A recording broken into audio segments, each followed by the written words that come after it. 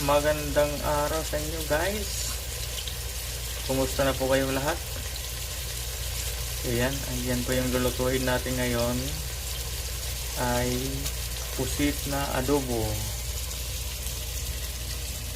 Yan siya. Malalaki kasi siya kaya hiniwa-hiwa ko. Siguro yung isang piraso nasa isang dangkal yung haba. Yan kaya hiniwa-hiwa ko. Ayan. Lulutuin natin ngayon. Balikan natin mamaya pag naluto na. Yan guys, luto na yung pusit natin na adobo. Yan. Tinikman ko guys, ang sarap niya. Sinama ko kasi yung itim niya. Yun ang nagpapasarap sa pusit. Hindi siya masyadong maitim pero tama lang yung lasa niya.